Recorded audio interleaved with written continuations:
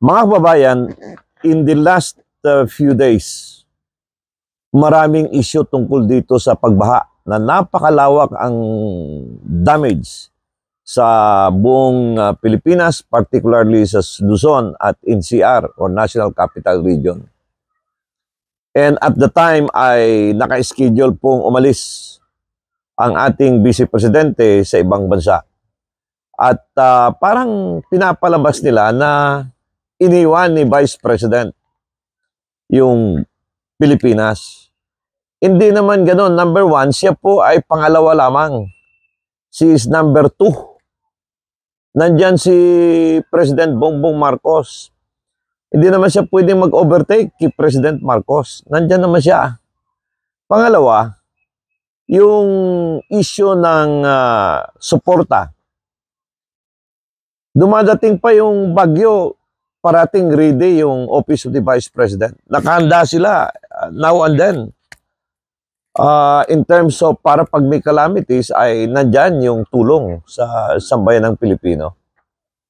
At looking at the information, mas nauna pa ang Office of the Vice President sa pamimigay ng mga goods ng pangangailangan natin ng mga kababayan natin. So, ang nangyari dito ay parang lahat na lamang ng ginagawa ng Vice Presidente ay binibigyan ng kulay. Na kung saan ay, ibig ko nga sabihin, hindi nga siya pwedeng mag-overtake eh. Parang mayor at vice mayor yan. Hindi ka pwedeng magiging mayor dahil nandiyan pa yung vice mayor.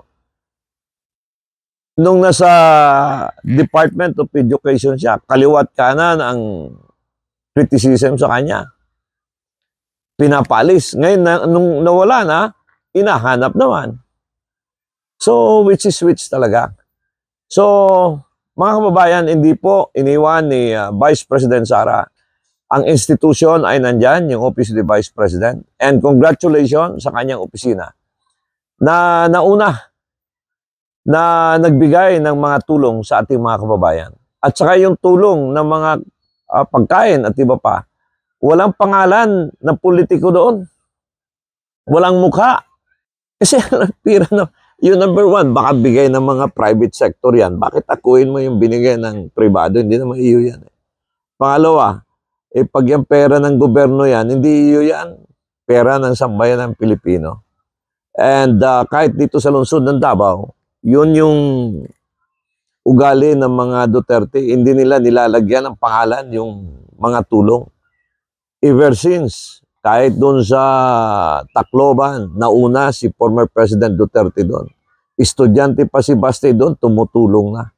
Long time ago, kahit nung mayor pa si Vice President Sara dito sa Luzon ng Davao, mayor at vice mayor, lahat ng mga LGU testigo dyan.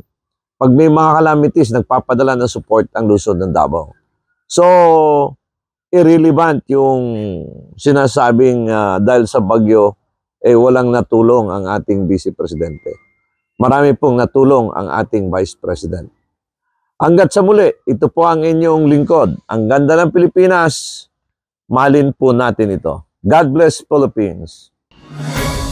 A political analyst, Danny Dayonghirang, shares his commentaries and analysis on the latest issues.